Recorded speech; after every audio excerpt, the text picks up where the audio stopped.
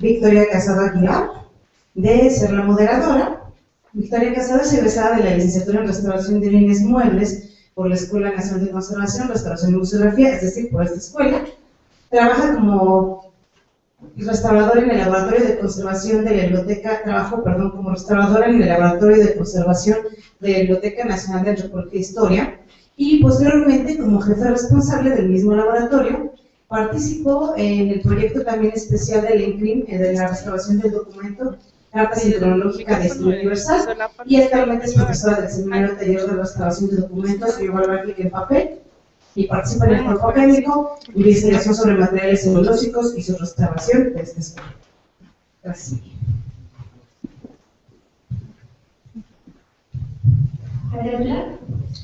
Bueno, vamos a comenzar con esta segunda parte de la mesa de métodos materiales.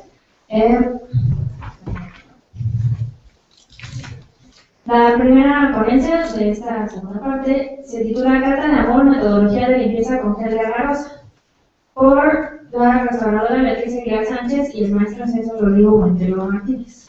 La restauradora Beatriz Aguilar Sánchez es estudiante que cursa actualmente el sexto semestre de la carrera de conservación y restauración de bienes culturales de esta escuela, y fue la responsable de la restauración de la pieza Carta de Amor proveniente de Tecofalleja, Puebla. Durante el quinto semestre en el Seminario Taller de Restauración de Documentos Bibliográficos en Papel. En este momento, Beatriz Aguilar no pudo estar con nosotros porque se encuentra ahorita en práctica del campo del semestre rural, y la ponencia la dará el maestro César Rodrigo Montero Martínez, que es maestro en Ciencias Químicas de materiales polímeros por la Universidad Nacional Autónoma de México, ingeniero químico por la UNAM, maestro titular de las materias de ciencia aplicada de disolventes y limpieza y ciencia aplicada a los polímeros y adhesividad de la licenciatura de restauración en el CRIM, y ha ganado premios de divulgación de ciencias por el Instituto de Ciencia y Tecnología del Distrito Federal y publicado en la revista Spring Science sobre pigmentos cerámicos. Le cedo la palabra.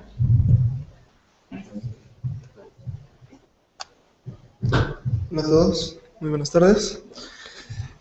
Bueno, pues yo les voy a presentar esta ponencia, se llama Carta de Amor, la metodología y materiales utilizados como la garosa. Para empezar les voy a describir la pieza, que es un documento manuscrito perteneciente al Archivo Histórico de Tepapalleca, Puebla. Es una sola hoja, hecha de papel de pulpa de trapo, elaborada a mano, y tiene en el manuscrito está hecha con tinta ferrogálica, y el contenido de esta pieza describe las palabras de amor a una mujer llamada Malena González. No hay remitente.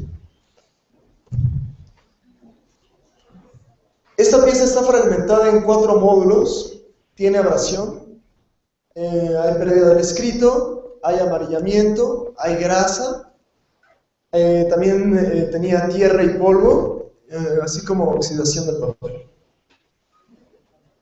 La mancha se encuentra en un 55% del área total del papel. También hay imágenes en espejo, hay faltantes ocasionados por colópteros y posibles ataques biológicos.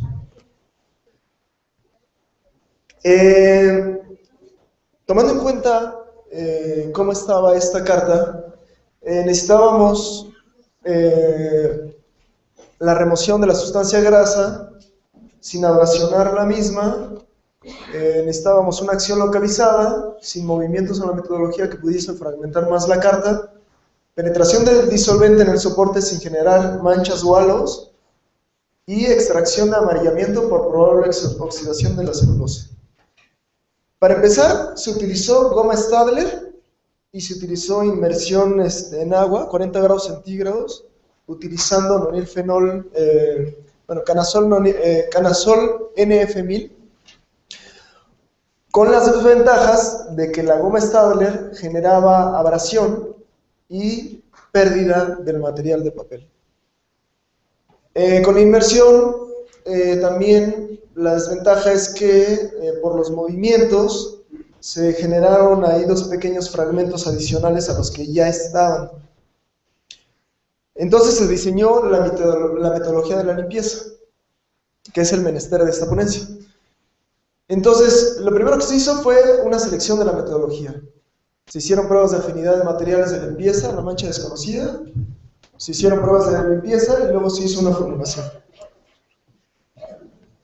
Como selección de metodología, se seleccionó la agarosa en gel, ya que tiene una acción localizada, una humectación controlada, no desprende, no afecta la estabilidad estructural, se desprende del papel fácilmente y tiene una fácil manipulación a concentraciones altas. Nos preguntamos qué concentración sería la ideal de agarosa. Para ello utilizamos un papel Whatman número 4. Estos que se ven como cilindros son la representación gráfica de agarosa a diferentes concentraciones.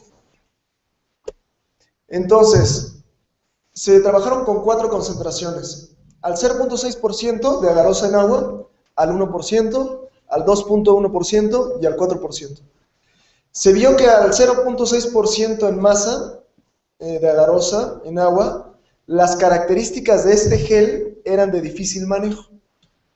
Al 1%, 2.1 y 4% se reflejaron estas absorciones.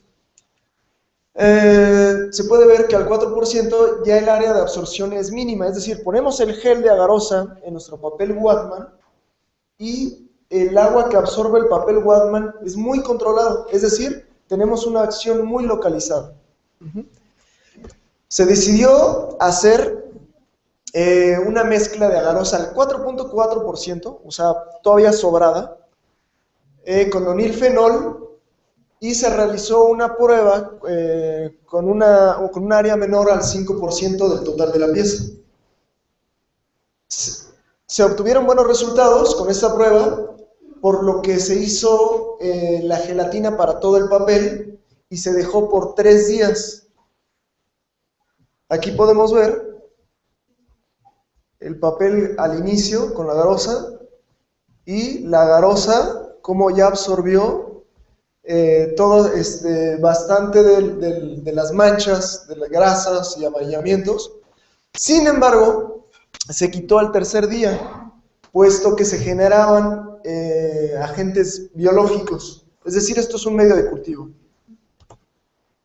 Simultáneamente se hizo una prueba de afinidad de manchas. Se utilizó el triángulo de Teas, se decidió utilizar 4 disolventes, fuentes de hidrógeno, isopropanol, polar, acetona, no polar, gileno, y uno que estuviera en medio de todos, acetato de etilo, para ver cuál tenía mejores resultados de afinidad a la mancha que estaba en el papel. Estos disolventes se probaron, se hicieron en gel utilizando Carbopol 934 y los tensoactivos de aminas Etomin C25 y C12. Al hacer estas pruebas nos dimos cuenta que el disolvente que mejor funcionaba era la acetona, después el acetato de etilo, luego el gileno y al final el que no tenía ningún cambio o ninguna afinidad a la mancha era el isopropanol. Todos ellos se utilizó hisopo rodado. Para diseñar la nueva formulación, entonces, utilizamos una tabla en donde venía todo lo que había funcionado. Se decidió utilizar otro disolvente también polar, la metiletilcetona, y la última formulación es esta que les muestro aquí. Se utilizaron 2 disolventes, metiletilcetona, que tiene fuerzas polares, agua, tensoactivo canazol NF1000 y como modificador reológico la agarosa. En cuanto a la formulación, es importante mencionar que se pone el agua, con agitación se va agregando el modificador reológico y ya que está bien disperso, se aumenta la temperatura hasta 92 grados centígrados, es decir, la temperatura de ebullición del Distrito Federal, y al irse enfriando, se monitorea con un termómetro y hay que agregar el disolvente que le vayamos a agregar antes de su temperatura de ebullición, pero arriba de la temperatura de gelificación de la garosa, que es 45 grados. En este caso, la metiletilcetona tiene una temperatura de ebullición en el DF de 71 grados centígrados, por lo que se agregó la metiletilcetona entre 45 y 71 grados centígrados para evitar el burbujeo por la evaporación del disolvente. Igualmente, el tensoactivo se agrega poco antes de que llegue a la temperatura gel, en este caso a los 50 grados centígrados, para evitar la espuma de un tensoactivo. Aquí tengo una representación de la garosa, cómo se desnaturaliza y cómo al regresar a la temperatura se trata de rearreglar y genera entrecruzamientos generando este gel. El mecanismo de acción hipotética de esta última formulación es que el disolvente y el tensoactivo solubilizan y encapsulan en forma micelar la mancha. Y por último, el gel extrae todo esto por capilaridad. Este último gel se probó también en un área pequeña, obteniendo también muy buenos resultados, muy parecidos a los del agua Canasol. Se hizo una cuantificación de limpieza con el programa software, con el software Illustrator, en donde se tomaron 4 áreas. Estos círculos rojo, amarillo, blanco, negro y verde. Y con ellos en el sistema LAB, aunque no fue con una luz estandarizada, nada más era para ver más o menos cuál era la diferencia de color. Entonces, en este caso, haciendo los cálculos, es muy notorio. Hay una diferencia de color promedio de 43 más menos 6. Es importante la sinergia a través del trabajo interdisciplinario especializado. Como conclusión, a partir de esta restauración se pueden mejorar los sistemas de limpieza y generar nuevas líneas de investigación. Con este trabajo se sugiere la implementación de esta metodología de limpieza y el uso de agarosa como una opción viable para futuras intervenciones. Aquí tenemos las 3 estrellas que nos permitieron hacer una limpieza muy buena, que fue la acetona en gel, con la desventaja de que puede ser abrasivo por el uso del hisopo. Su ventaja es el tiempo de acción, es muy rápido. El agua agarosa Canasol, su desventaja son los tiempos de acción prolongada y que hay que estarlo vigilando, ya que es un medio de cultivo. Por último, el agua metiletilcetona agarosa Canasol es muy buena también. El tiempo de acción que se dejó fue de un día y la desventaja es pues el tiempo prolongado con respecto a esta acetona en gel con carbopol y etomín. Es importante hacer el diseño metodológico de la limpieza de acuerdo al sistema en el que está y de acuerdo en el estado. Hay que hacer pruebas de limpieza previas. Y es muy importante hacer la formulación adecuada de los productos de limpieza tomando en cuenta las características de los materiales constitutivos. Aquí otra foto. Otra recomendación es hacer uso del colorímetro a lo largo de la intervención. Otra recomendación para papeles muy deteriorados es hacer uso de agarosa a concentraciones mayores o igual al 3.6%. Esto se vio a partir de las pruebas con papel Whatman y agarosa a diferentes concentraciones. Otra recomendación, utilizar citricidin en estas formulaciones de agarosa cuando el pH es neutro. También se propone hacer los experimentos conducentes para calcular las concentraciones adecuadas de citricidin para que no se genere un medio de cultivo. Agradecemos a las maestras del taller de obra gráfica, la maestra Rocío Caruso González Tirado, María del Pilar Tapia López, por apoyar en el proceso de intervención y enriquecer con su amplio conocimiento la elaboración de este documento, así como a la empresa Inquimia Restauria por el patrocinio de la garoza empleada durante la restauración de esta pieza. Por último, aquí, cómo se ve el antes y el después de la carta por el anverso y por el reverso. Gracias por su atención.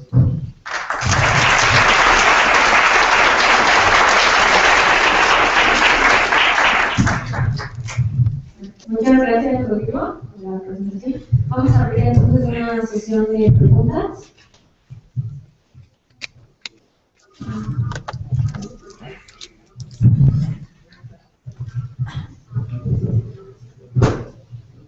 Hola.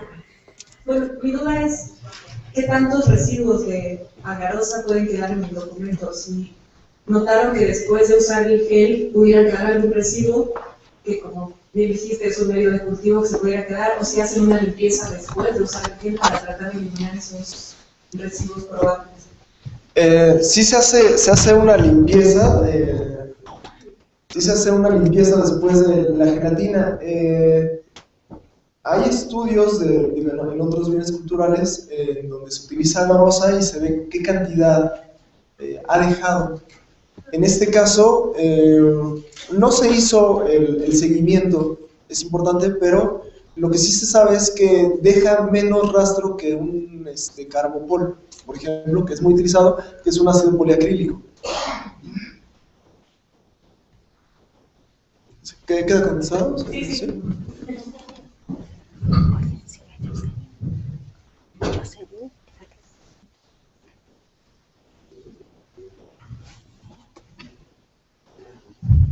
¿Alguien más tiene alguna otra pregunta?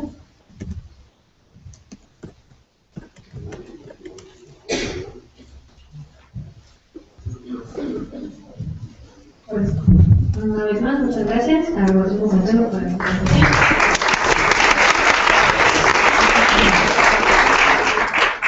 Vamos a continuar con la siguiente ponencia de esta mesa, que es el uso de monosacáridos para la conservación de fibras ferroviarias con altos contenidos de cobre, de la doctora Jocelina Chanta García.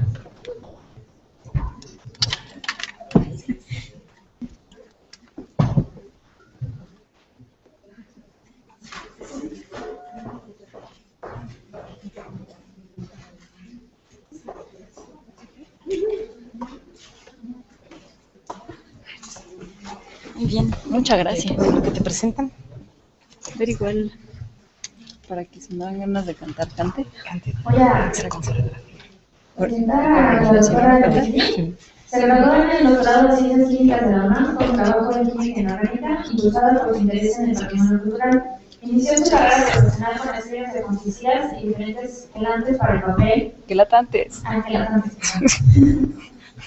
Para el papel con el apoyo de ICIT de DF en Adavi de México, también en papel y en el marco de la red de análisis no destructivo para el estudio de arte y la arqueología y la historia.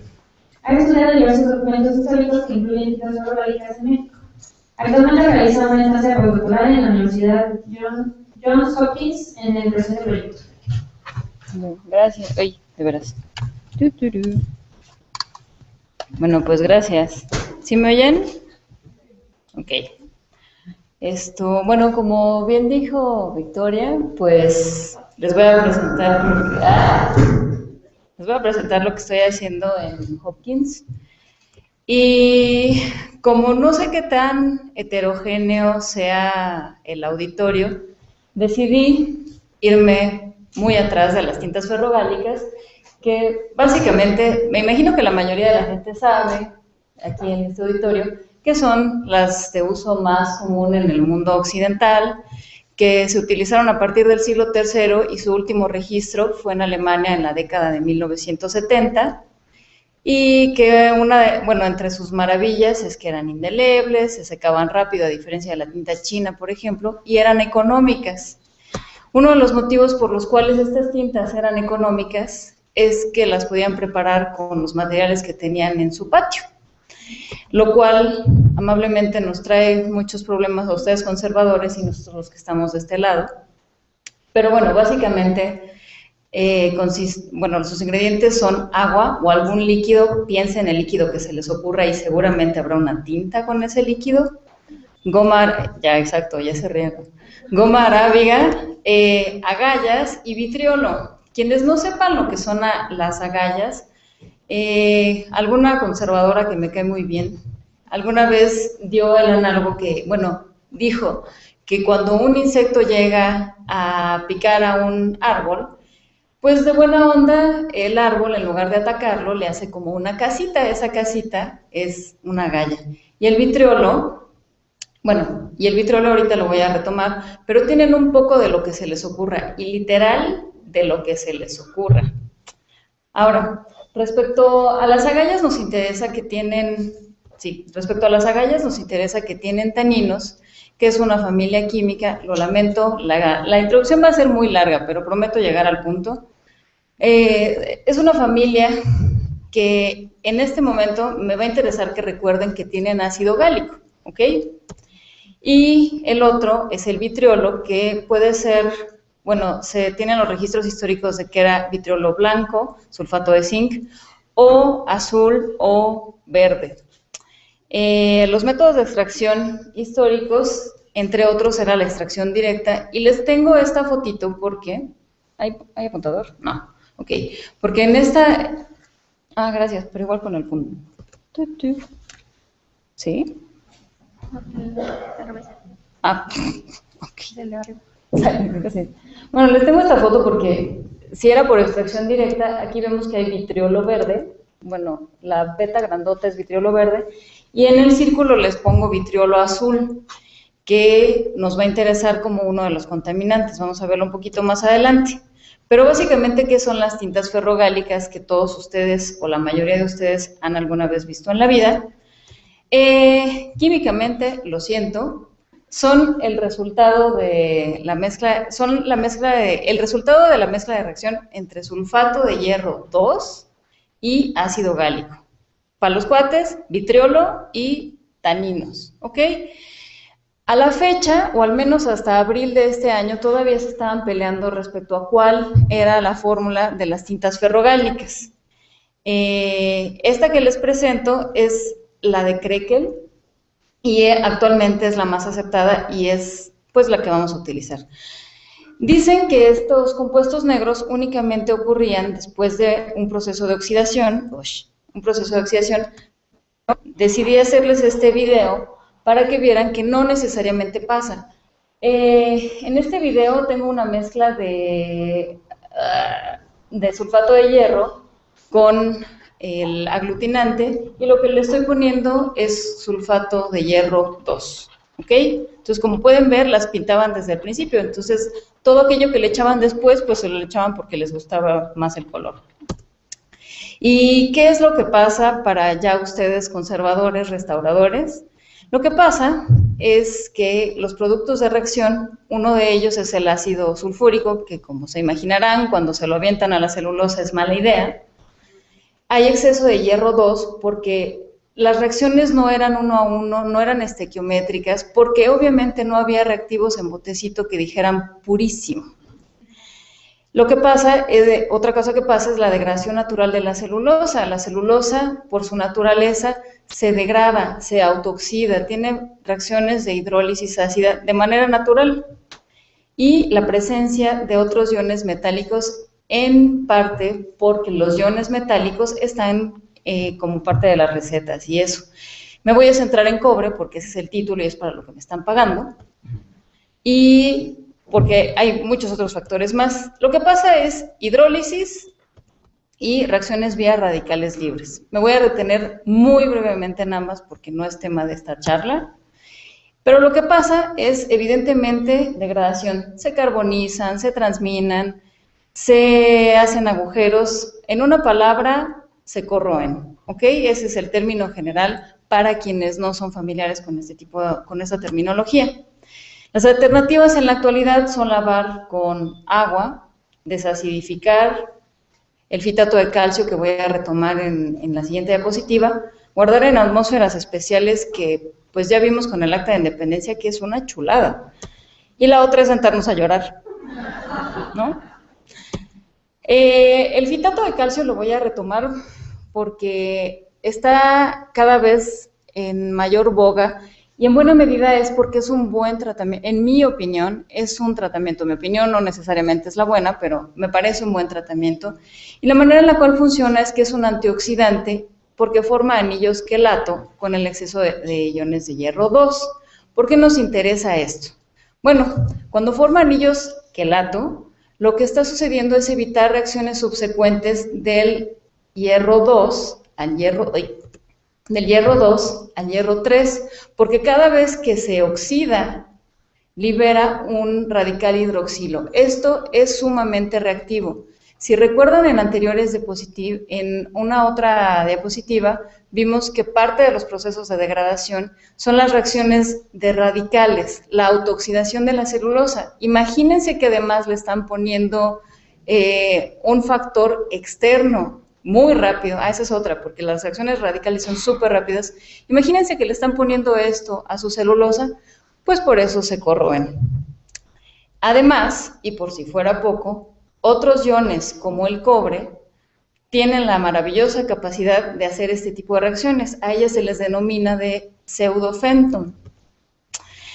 Mencionaba que otros iones, como el cobre, pueden hacer lo mismo. Y una chulada es que el cobre, solito, sin necesidad de adicionarle otra cosa, es hasta 105 veces más rápida esa reacción que la de hierro.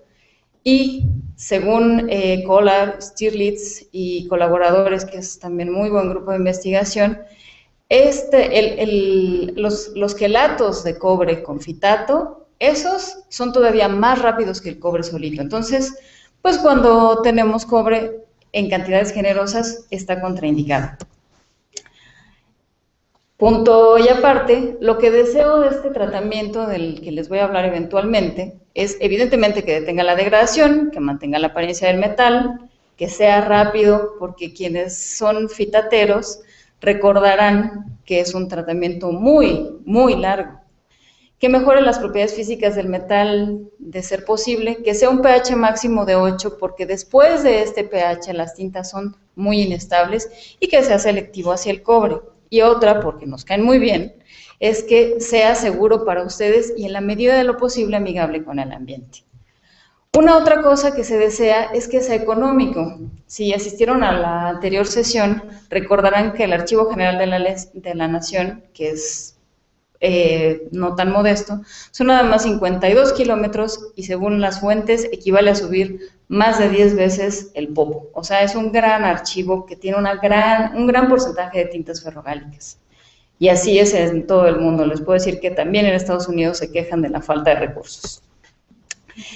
Decidí meter esta diapositiva de un estudio que el manuscrito se va a publicar este año, de un estudio que se hizo bajo la red Andrea, y la idea básicamente fue darnos cuenta de qué tan grave y qué tan extendido era el problema del cobre en México. Les presento, bueno, analizamos alrededor de 3,000 diferentes tintas ferrogálicas y en la pequeñita tabla de la izquierda lo que vemos son los porcentajes de los documentos estudiados. Eso no refleja las concentraciones. Lo que refleja las concentraciones, es decir, la relación cobre-hierro, es el histograma de la derecha, y no creo que vean, pero las barras azules son las del siglo XVIII, y es en el siglo XVIII, aparentemente, en donde no solo tenemos una gran presencia de cobre, sino que este está en un porcentaje, en una relación cobre-hierro elevada. Otro punto de aparte, para ya casi llegar al punto, porque además llevo 10 minutos.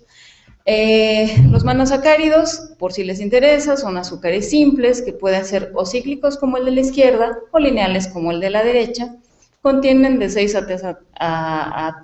a 6 átomos de carbono, lo cual yo sé que les intrigaba. Y resulta que en medio alcalino, eso sí les importa, que en medio alcalino se pasa de la forma cíclica a la forma lineal. Esto de la izquierda y esto de la derecha es lo mismo, la diferencia es que el de la izquierda es la forma cíclica, la de la derecha es la forma lineal. Y esto nos interesa porque son reductores fuentes. Por favor, recuerden que esta forma de azúcares son reductores fuertes. Nos interesa porque hace tanto tiempo como 1849, el señor Fehling descubrió que en presencia de una álcali a ciertas temperaturas, el cobre 2 se reducía a cobre 1, dando como subproductos, vamos a dejarlo en ácidos, así de genérico. Y esto nos interesa, fíjense nada más en los subproductos, porque el óxido de cobre es insoluble y es inerte. Digo, tiene sus asegúnes, pero dejémoslo en que en general es inerte. Y los ácidos son solubles en agua. Ahora sí. Recuerden, por favor, estos monosacáridos y muy en especial a la alfa de glucosa, porque va a ser de lo que voy a estar hablando los siguientes minutos. Al tratamiento le decidí llamar a la glucosa como distractor. Y les pongo la diapositiva porque aunque quieran ver el perro, van a estar viendo el gato. Imagínense que si la reacción entre cobre 2 y glucosa está más favorecida que la degradación de la celulosa, el cobre está entretenido jugando con la glucosa que le estoy adicionando y entonces deja de fastidiar a la celulosa, perdón por mi lenguaje científico. Otra cosa que me va a interesar de todos esos largos antecedentes que les di es que si la reacción entre el cobre 2 y la glucosa es rápida, es posible sustraer, agarrar infraganti al cobre 2 en cantidades significativas del metal. Ahora sí, esas son las hipótesis. Si la reacción entre cobre 2 y glucosa está más favorecida que aquellas que degradan la celulosa, el cobre 2 ya no contribuye a la degradación. Otra hipótesis. La reacción entre cobre 2 y glucosa es rápida, por lo que es posible sustraer de manera selectiva cantidades significativas de este metal. Por fin, voy a llegar al proyecto. Y como buenos científicos, nos interesa hacer muchas pruebas, resonancia, UV visible, después vamos a escalar, después vamos a evaluar, pero yo sé que no les interesa y además no tengo tiempo, entonces les voy a contar del UV visible. Si es que alguien no es familiar con el UV visible, la técnica es pues relativamente sencilla. Es básicamente un foco que pasa por un filtro, cuya luz pasa por una muestra y la muestra que está contenida ahí te da una señal X. Todo esto pasa en el intervalo, en la parte del espectro entre el UV y el visible. Responde a las concentraciones en las que se encuentra la muestra y además es característica de cada diferente sustancia. Por eso me interesó utilizarla y además es bien rápida y bien económica. Cabe destacar que toda prueba la hice a pH 8, porque si recuerdan, si me paso de pH 8, voy a molar las tintas que planeaba tratar. Y la otra es que a nivel ético no es buena idea experimentar luego con material original. Entonces decidí irme por las tintas modelo y papel filtro Whatman número 1, ¿ok? Papel filtro común y corriente. Insisto, no use muestras de valor histórico y a lo mejor alguno de ustedes ha visto este horno para cocinar soufflés muy caro. Se llama degradación artificialmente inducida, que comúnmente se conoce como envejecimiento acelerado. Ya me voy a acelerar también yo. Les muestro esta diapositiva. Fueron 21 días de 70% de humedad relativa a 60 grados centígrados. La foto de arriba es la muestra nueva, la foto de abajo es la muestra después de 21 días. A lo mejor el color de abajo lo han visto en algún museo, ¿no? Se parece bastante, pero bueno, vamos a ver qué es lo que pasó. Como lo lavé, no reinventé la rueda. Ustedes lavan entre 2 hojas de rimay o de algún otro papel o papel tela. Es un baño estático de más o menos 15 minutos de la disolución alcalina de glucosa. Después, como recuerdan los subproductos, unos son ácidos, no quiero dejar más ácidos, le damos una enjuagadita con agua desionizada y después se secan entre papeles secantes. Punto. ¿Qué es lo que pasó? Esta bonita gráfica que se ve que es un desastre, es para que vean que, uno, los subproductos, bueno, es posible identificar, ay, quítale, gracias, es posible identificar cada uno de los, la banda verde, la amarilla, sí, la banda amarilla corresponde al hidróxido de litio, que es con lo que modulé el pH, y la banda que es como las dos bandas rojas y la azulita, son las de sulfato de cobre en una disolución alcalina de glucosa. Les voy a quitar las que no me interesan. Lo que quiero que vean aquí es que en presencia de cobre, la disolución alcalina de glucosa sí tiene una banda diferente a aquella de la que no tiene glucosa. Y esto me interesa que lo recuerden porque ya a la hora de lavar las muestras envejecidas de manera artificial, veo que esta pancita sí se ve para aquellas muestras que tenían cantidades significativas de cobre. Por lo tanto, en este punto puedo decir que es selectivo hacia tintas con contenidos altos de cobre.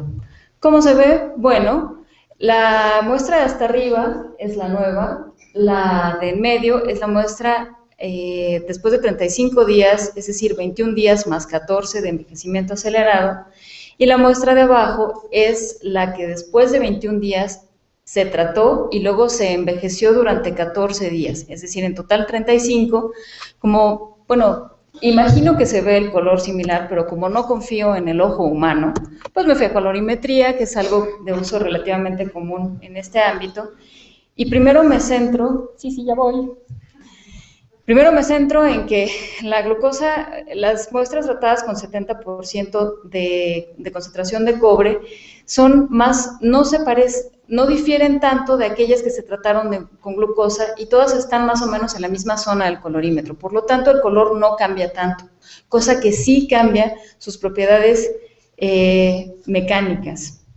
Como no confío nuevamente en las propiedades solas mecánicas, la manera es, la cromatografía es muy específica en este caso para medir polímeros. Recordarán ustedes que la celulosa es un polímero y cuanto más corta sea la cadena, cuanto más corto sea el peso molecular, está más degradada. Básicamente es lo mismo para muestras con 4, 40 y 70% de concentración de cobre, y me voy a centrar en las que tienen más cobre, que son las más problemáticas. En la primera línea son las nuevas, en la segunda sin tratamiento, en la tercera con el tratamiento de glucosa, y se puede ver que con glucosa la disminución de pesos moleculares es menor que aquella sin tratamiento. Entonces puedo decir que este tratamiento desacelera la degradación. Los resultados son análogos con otros monosacáridos que he probado. En el caso de la derecha, el grandote es la melobiosa. Y ya para concluir, porque claramente ya me pasé, el lavado con disolución alcalina de este monosacárido, seguido, muy importante, de un lavado con agua desionizada, remueve cobre significativamente de tintas ferrogálicas con contenidos altos de este metal. Ojo, la evidencia sugiere, no estoy proponiendo el tratamiento, porque este es material envejecido de manera artificial, que se puede remover de manera selectiva y desacelera la degradación. Por lo tanto, lo que sigue, se aceptan donativos para pruebas de material de sacrificio y voy a probar con otros monosacáridos, aunque estos sean de mayor costo, pues vamos a ver qué sale. Les agradezco al apoyo financiero, pero ante todo les quiero agradecer a cada uno de los y las papeleras sobre todo, que de alguna manera han aportado discusiones ñoñas a distintos niveles y pues a ustedes que no se aburrieron, creo.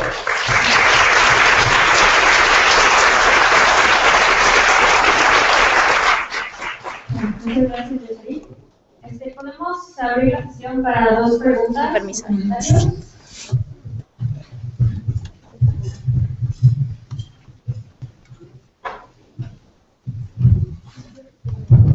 Hola, me gustaría saber qué monosacáridos ocuparon. Ah, sí. Bueno, ya lo apagué. Sí. Los que ocupé, las pruebas, bueno, la última diapositiva la pasé muy rápida, pero hasta el momento únicamente he probado con uno de los fosfatos de la alfa de glucosa, pero como no me da bandas definidas en V, paré momentáneamente esa parte y con las otras pruebas fueron con melibiosa y los resultados son análogos, como lo mencioné en la diapositiva que tuve que pasar muy rápido. Sí. Hola. Hola. Tengo varias preguntas, pero bueno, te voy a hacer 2 preguntas porque luego no me van a dejar regresar y una es muy rápida. Y solo es si este tratamiento, que ya vimos que es selectivo para cobre, resolvería al mismo tiempo el problema del hierro. Porque normalmente tenemos exceso de hierro y el cobre, a veces más cobre, a veces más hierro, pero si funcionaría para todo o si tendríamos que fitatear y luego monosacarizar. Mira, la respuesta corta es no. La respuesta larga es no, porque la idea es justamente extraer de manera selectiva únicamente el cobre. Y la reacción de Fehling, la que presenté en mis muy largos antecedentes, va única y exclusivamente por el cobre. Pero a la hora de que estás deshaciéndote del cobre, igual, y ya ni tienes que fitatear, porque el cobre es el que presenta una degradación, genera una degradación aún más rápida. Entonces, pues respondiendo a tu pregunta, si también tienes un gran exceso de hierro, igual y después de glucosear, fitateas. O probablemente, como es un tratamiento acuoso, se pierde. Exacto. La mayoría del hierro ya no necesita. Puede ser. ¿Y puedo hacer otra rápido? ¿Solo porque usaste hidróxido de litio para regular el pH? Bueno, probé con hidróxido de calcio, les presenté el de hidróxido de litio, y uno de los motivos es que me permitió en menores concentraciones de hidróxido de litio por la ionizar aquello que necesitaba ionizar en la glucosa. Y la otra es que también probé con hidróxido y probé con varios de calcio, varios de sodio, y básicamente no fue el único que probé, pero prácticamente necesito nada de hidróxido de litio. De hecho, la concentración del hidróxido de litio son 2-3 gotitas de 0.0001 molar, o sea, nada. Lo cual disminuye también en costo, que es uno de los objetivos del proyecto.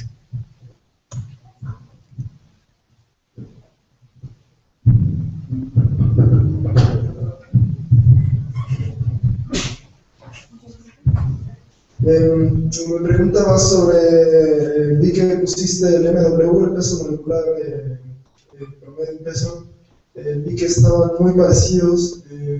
La pregunta es si el GPC que hiciste es para te salió toda la distribución de pesos moleculares. ¿Me preguntas por el PDI? Por el GPC, por la cromatografía de permeación en gel. Sí, pero entonces creo que no estoy Lo que pasa es que vi una comparación relativamente muy baja. Entonces siento yo que si nada más ponemos un promedio en peso, como que... Sí, por eso te preguntaba si me preguntabas por el PDI, pero creo que ya entendí. Tienes razón, la diferencia en pesos moleculares no es tan grande, sin embargo, esto se repite. Te puedo decir que el análisis he corrido cerca de más de 200 muestras de cromatografía y es lo mismo. Como dije también, este tratamiento no pretende ser la panacea. Este tratamiento está en pruebas moleculares y sí, tienes razón al decir que es la distribución de pesos moleculares. Sin embargo, como recordarás, cuando utilizas esta técnica, un otro de los parámetros es el PDI, que es qué tan reducida está tu muestra estadística. Ahora, cuando esa muestra eso no lo puedes contemplar en este tipo de análisis para este tipo de pruebas, porque no estamos buscando una homogeneidad en los pesos moleculares, porque ese tipo de análisis únicamente serían congruentes a la hora de que estás sintetizando polímeros. Entonces, a mí no me interesa si tiene un PDI de 1 o un PDI de 12. Lo que me interesa es la mayor parte de los pesos moleculares que tengo en mi muestra. No sé si conteste tu pregunta. Sí, de hecho, contestar tu pregunta. porque a mí me parece que la baja entre el con alfa glucosa y sin alfa glucosa realmente me parecen muy cortos y podrían estar en el rango del error. Sí, sí, sí. Error, ¿no? A eso sonaría, y justo, bueno, no me detuve demasiado en la parte experimental, pero estos experimentos, esta es la tercera vez que los repito, porque estoy absolutamente de acuerdo con lo que me dices, no es tan significativo el cambio, no puede parecer tan significativo, sin embargo sí es una desaceleración. Ahora, cabe destacar una vez más que esto es material sometido a envejecimiento artificial, a degradación artificialmente inducida, y en mi opinión, si estoy disminuyendo la velocidad de degradación en solo 21 días, y en 21 días ya estoy observando cerca de un 10% menos de degradación respecto a una muestra no tratada, pues sí me parece significativo, porque si eso pasa en 21 días, si lo llegases a transportar a 100 años de que te deshiciste del cobre, creo que puedes aspirar a una mayor longevidad de tus muestras. Pero insisto, eso es mi opinión, eso se tiene que repetir y por supuesto lo siguiente es empezar a corroborar con muestras que se degradaron de manera natural. Muchas gracias, Leslie. Bueno, rápidamente. Solo que conocemos en nuestra generación que entramos desde hace 14 años y qué bueno que oportunamente, desde lo profesional, qué bueno que oportunamente decidiste cambiar tu giro y que ahora tenemos, no eres restauradora, pero eres una gran investigadora que seguramente va a aportar mucho a todo el campo. Gracias. Gracias y felicidades. Gracias. Muchas gracias.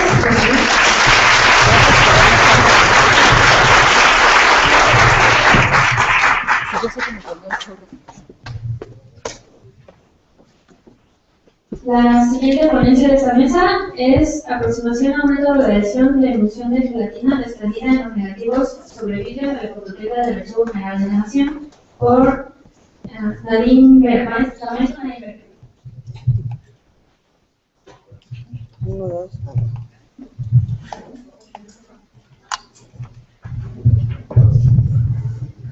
La maestra Nadine Berger realizó la licenciatura en restauración de bienes muebles en el CRIM, especializándose en materiales fotográficos en París. Recientemente concluyó una maestría en artes visuales de la ENAP y participó como docente en la ENCRIM. Dentro de sus últimas experiencias profesionales, ejerció en el Departamento de Conservación y Restauración del Archivo General de la Nación y actualmente trabaja en la Coordinación Nacional de Conservación del Patrimonio Cultural como especialista en material fotográfico. Esto es la palabra. Gracias. 1, 2, 3. Bueno, buenas tardes. Antes que nada quería agradecerles por invitarme a las 3 instituciones. Y bueno, aquí vine a platicarles sobre el título es Aproximación a un método de adhesión de emulsión de gelatina desprendida en negativos de vidrio. Este es un caso de intervención directa de restauración en objetos fotográficos en negativos de vidrio, pero sí quisiera aclarar que el último fin de esta investigación, y yo creo que de mucho de la intervención directa, es por lo menos en fotografía, es la conservación de la imagen, que es lo que nos da, no nada más del material en sí, sino del mensaje y de la imagen. Este tema nació de una problemática muy puntual en el Archivo General de la Nación, donde solo estuve yo unos pocos meses, y había una colección de negativos de vidrio de gelatina, plata gelatina, que acababan de estabilizar en guarditas de papel y en sus cajitas de polipropileno listas para regresarse al archivo, pero había un porcentaje de negativos que tenían un gran deterioro de diferentes tipos, pero el mayor era un desprendimiento de la emulsión del soporte, se estaba desprendiendo. Pero era un deterioro bastante fuerte. Y bueno, yo quería, o había el plan, ya que la mayoría de ese lote de negativos ya estaba estabilizado, había que hacer algo, o estábamos como ideando hacer algo con estos negativos en específico que estaban desprendidos, que no estaban rotos los vidrios, sino solamente desprendido la emulsión.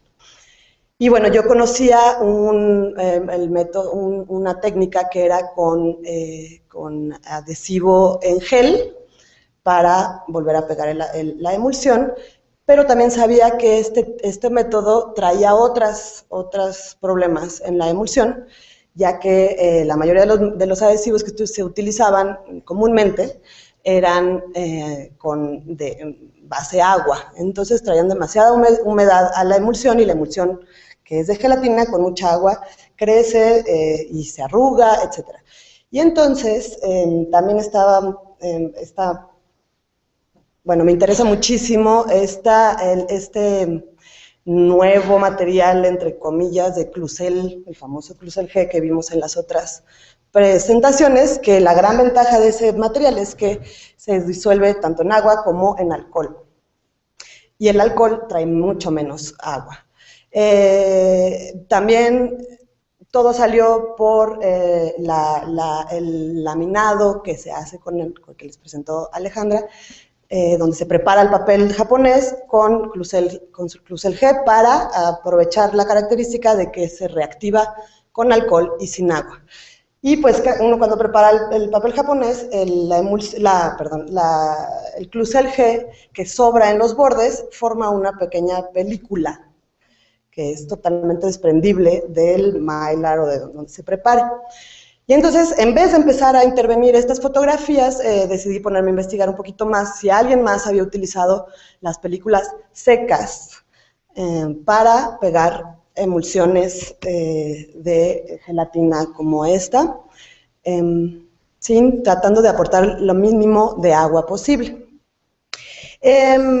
Investigué preguntando, les repito que solo estuve 3 meses, entonces no, es una investigación que no pude profundizar mucho, que yo espero que la idea de esto es que, pues no sé si a alguien le vaya a interesar, o podría ser un tema de investigación mucho más profunda por mí o quien sea, quien le interese. Y bueno, total que encontré 2 tesis, una realizada por la maestra Liliana Dávila, donde su tesis era sobre adhesión de emulsión desprendida de negativos, y otra de una restauradora licenciada en París, de la Escuela de Restauración de París, donde también era sobre adhesión de emulsión desprendida de negativos sobre vidrio, igualito. La diferencia es que utilizaban métodos y materiales completamente diferentes. Uno utilizó Liliana varios adhesivos en diferentes disolventes, y nuestra compañera francesa utilizaba gelatina en película seca para adherir la emulsión. Entonces yo me basé en estas 2 tesis y en el texto de Susan Page, sobre la reactivación de Clucel, como para hacer un mix. Bueno, también es importante que les quería comentar que aproveché que estaba en esta situación para utilizar este pretexto para meter la ponencia para este congreso. Fue algo que hice para aquí, no es algo que retomé de otro lado. Esto para explicarles otra vez lo corto que pudo ser y que salieron muchísimas otras preguntas. En estas imágenes nada más les presento 2, es para que tengan imagen mientras les platico. Bueno, sí, en general se utilizan geles, como les digo, que traen demasiada humedad. Y los adhesivos que escogí, las pruebas, bueno, me basé en las pruebas realizadas en las 2 tesis que les comento, de Liliana Dávila y de la licenciada, que no sé, creo que ya no es, como en niveles diferentes, no sé cómo se llama, pero ella se llama Dominique Viard, su tesis. Quería yo que los adhesivos fueran compatibles con el material, con la emulsión de gelatina, que fuera un adhesivo que forme película, así como parecía hacerlo la gelatina y el Clucel. Adhesivos que pudieran ser reactivados, o sea, secos y volverlos a reactivar, que la reactivación sea por medio de agua o alcohol, y que fueran materiales que ya se utilizan en restauración de papel y de fotografía. Y entonces decidí utilizar estos 4 adhesivos, que era gelatina fotográfica, hidroxipropilcelulosa, Clucel G, metilcelulosa, y una nueva, que yo soy medio necia, y quise utilizar este que se llama tilosa, MH300P, que es metilhidroxietilcelulosa, que es un adhesivo, es un éter de celulosa como los otros 2 anteriores, que es un adhesivo que se utiliza más en Europa, que, bueno, ahí hay un dilema porque muchos dicen que es metil, pero porque se llama metilhidroxil, pero no es igual que la metilcelulosa. Y de hecho aquí, ahorita vamos a ver rápidamente algunas diferencias o similitudes visuales. No es muy científico ¿o sí? En fin, entonces probé este éter de celulosa. Yo tengo la tilosa, tengo una gran cantidad de tilosa, entonces la quise aprovechar. Bueno, acá están los 4, Clucel, gelatina, metilcelulosa y tilosa. La idea era probar en diferentes concentraciones y diferentes grosores si estos éteres de celulosa y gelatina formaban película, y qué tan gruesa y cuáles eran las características de estas películas secas para poderlas utilizar debajo de la emulsión entre el vidrio y la emulsión desprendida. Por lo tanto, preparé varias muestras de películas con cada uno de estos adhesivos en diferentes concentraciones. Aquí esta es una tabla de los adhesivos en las concentraciones, y esta es la tabla final como de resultados. La voy a detallar rápidamente porque si no, no me va a dar tiempo. La primera va a ser entonces el Clucel, como podrán ver en el cuadrito, lo hice al 2%, al 3%, al 4% y al 5%, y con 2 capas, 3 capas, 2 capas, 3 capas, menos la del 4% que hice una de 4 capas. Ahorita vamos a ver por qué.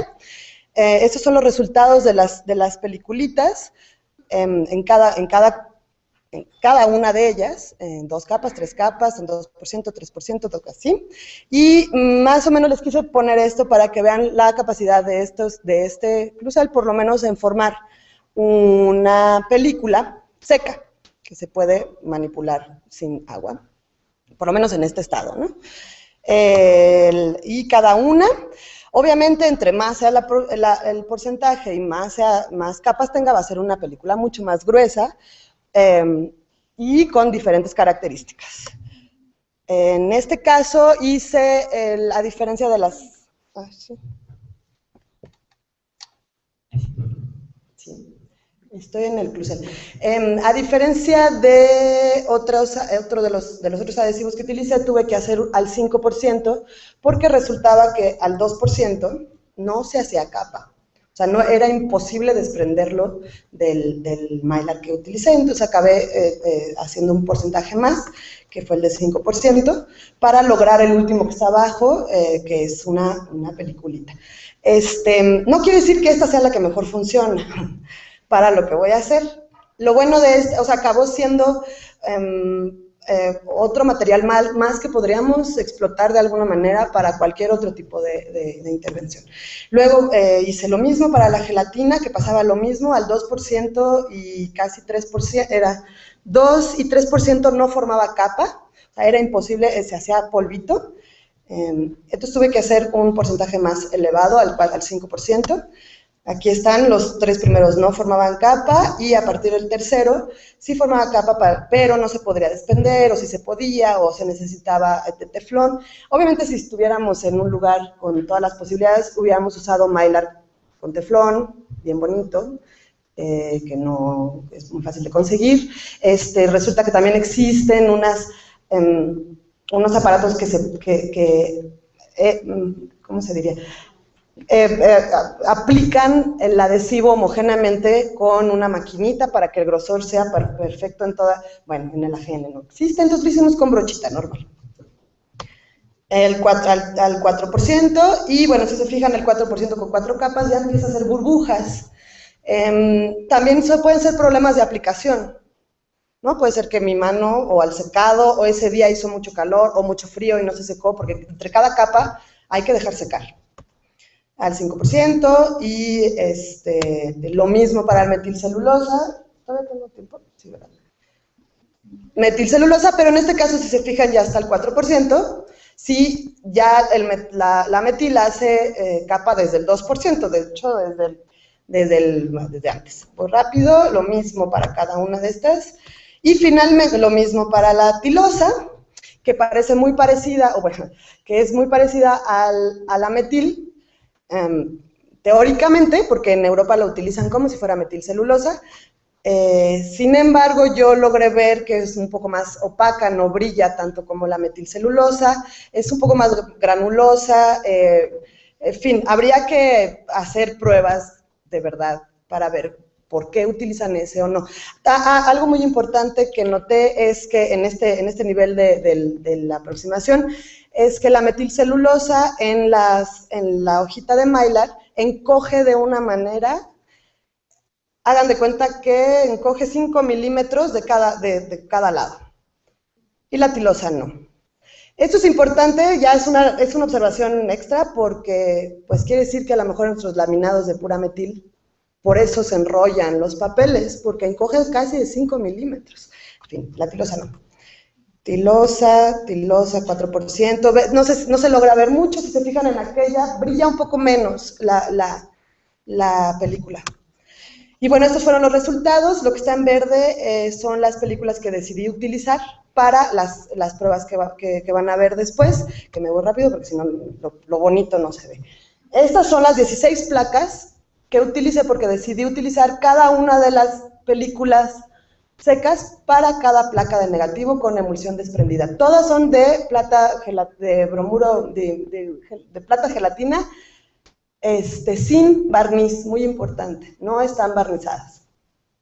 Y hice una selección de las que estaban en peor estado de conservación, en donde la imagen estaba perdida, y unas más, otras menos, con diferentes tonos, diferentes, obviamente, imágenes. Es interesante ver aquí cómo en realidad no nos importa la imagen, vemos el objeto y está. Y el deterioro, tiene que son unos deterioros hermosísimos, pero la imagen finalmente parece que no vemos las roturas. Estas son las 16 placas que probé, no les voy a enseñar todas porque no acabo, les voy a enseñar algunas antes del proceso. Si se fijan, están, por si la pregunta viene después, arriba tiene otro deterioro más, seguramente estuvieron en presencia de humedad muy fuerte en algún momento de su vida, no parecían tener microorganismos, no estoy segura, pero bueno, ese es ese deterioro de ahí.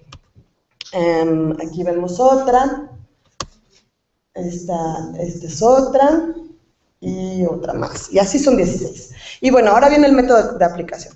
Método de aplicación, probé 3 métodos de aplicación con el afán de probar. Sabiendo que la emulsión de gelatina es muy sensible al agua y a la humedad, y yo lo que quería justamente es provocar la deformación menor que se pudiera. Probé con un nebulizador ultrasónico, inspirada de un artículo que vi de fijado de pigmento en papel con un nebulizador ultrasónico, y dije, pues vamos a probar si puedo humectar todo lo que necesite yo humectar, pero con el menor aporte de humedad. Pues no funcionó muy bien, porque la gelatina es extremadamente sensible. Entonces, inclusive esto era demasiada humedad para la emulsión. Hice una casita, traté de que la gelatina se relajara, pero entonces se pegaba, en fin. La idea era cada una de las películas marcar en la película seca la isla donde iba a entrar la emulsión, entre la emulsión y el vidrio, obviamente limpiar el vidrio donde iba a estar pegado a la emulsión, humectar primero la película adhesiva al vidrio y después, que es la fotografía de su derecha arriba, después, bueno, estoy pegando esto, la emulsión al vidrio, tratando de que la película seca al vidrio, tratando de que la emulsión no se moviera, porque todavía no estábamos en ese paso. La de allá, la película ya está pegada al vidrio, y finalmente tratar de relajar la gelatina de tal manera que pudiera pegarse a la emulsión, a la película seca. La película seca se reactiva con el vapor del nebulizador, y les puedo decir que cualquiera de los 4 adhesivos que utilice se reactivan. La gelatina necesita un poco más de temperatura, porque la gelatina no solo se hincha un poco, pero no tanto, no pega. Y finalmente, pegar la emulsión al adhesivo, dejar secar con peso. Ese fue el primer método. El segundo método fue directo con hisopo, que fue lo mismo, poner mi isla de película seca en el vidrio, pegarla al vidrio, reactivar, esperar que se seque, reactivar la película seca, y al estar reactivada ya es un adhesivo, y sin aportar nada de humedad a la emulsión, pegarla en seco al adhesivo, que es la fotografía que vemos allá abajo. Y la última fue una inspiración de la tesis de Dominique Viard, en donde ella utiliza Gore-Tex para humectar la emulsión. Lo que hace ella es poner la película de gelatina entre el vidrio y la emulsión, y aplana todo en seco, y por encima pone el Gore-Tex con un poco de peso, y deja que la humedad pase a través de la gelatina, reactive la gelatina y se pegue. Bueno, yo no tenía Gore-Tex, entonces se nos ocurrió, porque no fue a mí solita, utilizar lo que llamo aquí cojines de papel encerado con gel de CMC con agua, que utilizan mucho en la encuadernación para desprender guardas de los cartones y conservarlos y volverlos a utilizar, porque la hojita de papel encerado deja pasar la humedad como si fuera Gore-Tex. O sea, medio tropical el asunto, pero bueno, funcionó muy bien, se los aconsejo. En ese caso hice lo mismo. Primero pegué siempre la película seca al vidrio, después acomodé la emulsión, acomodadita, y puse mis cojincitos de papel, que está acá arriba, con gel de CMC, con un poquito de peso, y dejé pasar, ahí tuve que hacer varias pruebas para ver cuánto tiempo dejarlo pasar. En realidad, con 2-3 minutitos, la emulsión quedaba pegada al adhesivo, pero si se fijan, con muchas arrugas. O sea, aún así es demasiada humedad para las emulsiones de gelatina. Había que aplanar, igual, peso, siempre dejando secar después con sus respectivas mallitas, papel secante, peso. Bueno, los resultados rápidamente hice, en este caso, por ejemplo, nada más les puse 2 de cada uno, porque si les pongo los 16 y analizamos todos no vamos a acabar. Y en este caso es el Clucel, 5% en 2 capas, antes y después de proceso. Este es el Clucel, 4%, 3 capas, antes de proceso y después de proceso. Metilcelulosa, que también se reactiva. En todos traté los tres métodos, antes y después. Metilcelulosa 4%, igual antes y después. Tilosa, esto me encanta porque el deterioro es divino. Lo hubiera podido dejar así, la verdad. Si no se perdiera. Tilosa, al 3%. Gelatina fotográfica. Quiero comentar rápido. La gelatina fotográfica es lógicamente la que más podría utilizarse por ser afín a la gelatina. Sin embargo, por ser como la gelatina, no es para nada reversible, porque al querer reactivar la gelatina, reactivamos la gelatina de la emulsión también. Y necesita mucho más temperatura, mucha más cantidad de agua. Entonces, los probé en diferentes proporciones y capas, pero era la que más arrugas finalmente producía. Gelatina fotográfica, pero todo depende, que esa es la conclusión, mucho depende de la aplicación de cada uno de los métodos y del tipo de gelatina, o sea, de emulsión, si es muy gruesa, si es muy delgada, etcétera. Les voy a poner como últimas imágenes, por fin, las imágenes de los negativos, que después de la intervención de cada uno de ellos con los diferentes adhesivos, por fin se podían ver. Este es antes de proceso, yo lo hice en Photoshop, nada más para que pudiéramos ver más o menos cómo se podría ver si tratáramos de imprimirlas, y pues no se ve la mitad de la imagen. Esto es después de la placa sin cambios de color en Photoshop, o sea, es de este color, más o menos, porque hay una cámara digital de por medio. Después de proceso de la misma imagen, y bueno, trabajo también de Photoshop, no fueron reales, pero ya de la imagen, por fin, de los niños ya sin deterioro.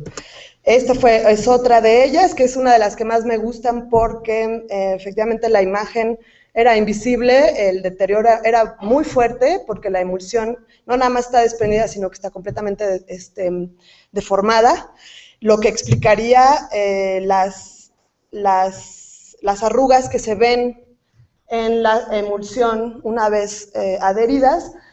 Era un poco difícil que no tuviera, si de por sí el deterioro anterior ya es fuerte. Y esta es la imagen del mismo negativo con luz transmitida, ¿sí? Y bueno, en positivo, que me encanta porque entonces ya da la imagen real de cómo se podría ver si estuviera impresa. Y bueno, como conclusiones, no hay conclusiones, no encontré ninguna conclusión, no les puedo decir cuál funciona mejor, cuál no funciona. En cada una funcionaba, algunas sí, algunas no. Justamente la conclusión es que si se pudiera hacer mucho más investigación, mucho más pruebas, me encantaría, y creo que es un tema interesante.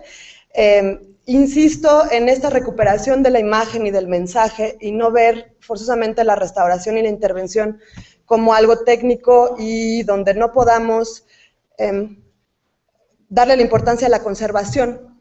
Finalmente la conservación es la conservación del mensaje también y de lo que estamos, no nada más del material.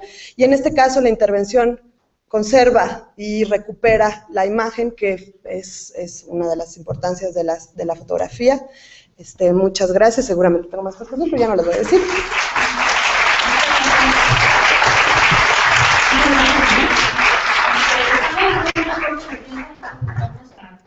Abrir el espacio para una pregunta. Dígame, Dalia.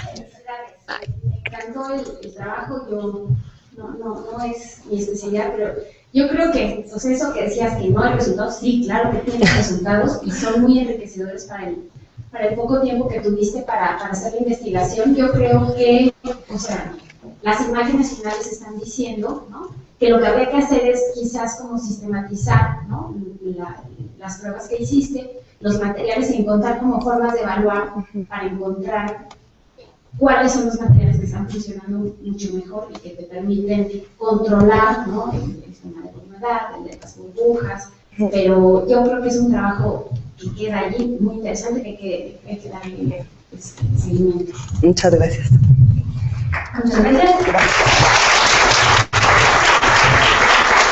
Vamos a continuar con la última ponencia de esta mesa y del día de hoy, que se titula La metodología al servicio de la conservación de documentos, es posible, avances de la investigación, de la licenciada Mónica Pérez Flores, de la licenciada Carmele Rodríguez Carrera y la restauradora Lucelena Valencia Escarra.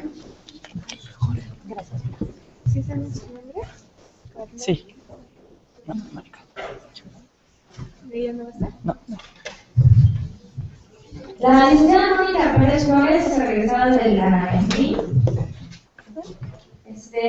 Trabaja en el Museo Nacional de Antropología desde el 2004, es restauradora encargada del archivo histórico del Museo Nacional de Antropología y es integrante del proyecto de investigación Nano4Art de México, el cual se desarrolla desde las instalaciones del Museo Nacional de Antropología. La licenciada Carmele Rodríguez es egresada también del INPI, ha trabajado en el archivo público de la propiedad privada del Museo del Carmen y el proyecto de investigación Nano4Art de México, el cual se desarrolla también en el Museo de Antropología. Lucelena Valencia Escarra ha elaborado en la Organización Nacional de Conservación del Patrimonio Cultural y en el Laboratorio de Restauración del Museo de Antropología y actualmente sigue también en el mismo proyecto Nano4Art. Gracias. Hola, buenas tardes. Buenas tardes, gracias por continuar con nosotros. Y bueno, les agradecemos a los organizadores el maravilloso congreso en el que estamos. Y bueno, damos una disculpa, Lulena tuvo un inconveniente familiar muy fuerte y por eso no está con nosotros. Y bueno, les vamos a presentar nuestros avances en esta investigación, que son el resultado del primer año del proyecto Nano4Art, México Papel. Este proyecto es gracias a la vinculación y a la gestión que la doctora Laura Filloy y la doctora Diana Magaloni, que fue directora del Museo Nacional, realizaron con el doctor Piero Baglioni y el doctor Rodrigo Giorgi, que son del Departamento de Química de la Universidad de Florencia. Este proyecto se llevó a cabo, como bien dijo Vicky, en el Laboratorio de Conservación del Museo y, bueno, agradecemos muchísimo a Ana Madrigal, que es la encargada del archivo histórico, y a Sergio González, que es el coordinador del Laboratorio de Conservación del Museo, así como a Claudia Blas, a Maru, a Gilda y a todos los restauradores que nos han apoyado, nos han dado sugerencias y nos han dado asesorías para mejorar nuestro proyecto. Bueno, en esta primera diapositiva vemos una fibra de papel con nanopartículas. Nosotros estamos trabajando con nanopartículas de calcio y de hidróxido de calcio y de hidróxido de magnesio.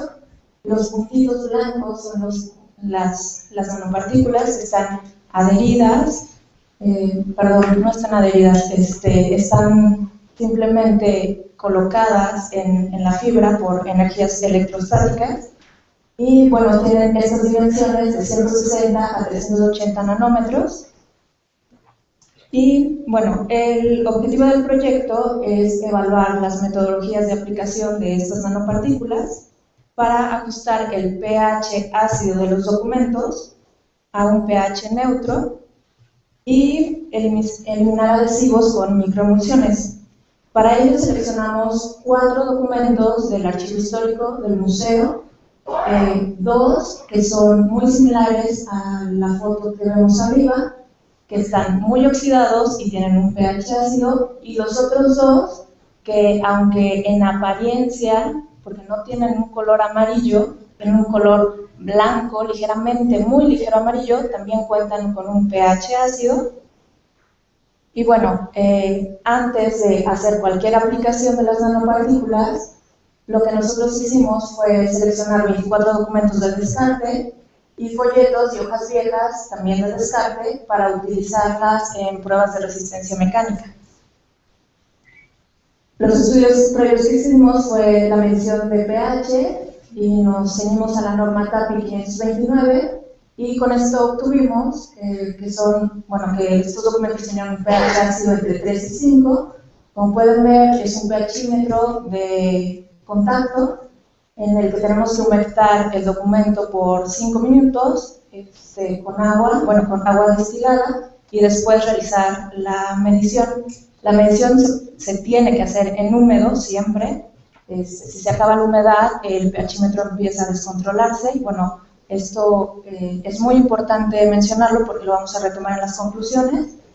El siguiente estudio que hicimos fue colorimetría para ver si había una variación antes y después de la aplicación, y la identificación de fibras, que la hicimos aquí en los laboratorios de la escuela, donde confirmamos que estos documentos estaban hechos de pulpa de papel mecánica, y vimos estructuras de angiospermas y gimnospermas, como lo muestran las fotografías. También hicimos microfotografías y clasificación de los 12 grupos de tintas que encontramos.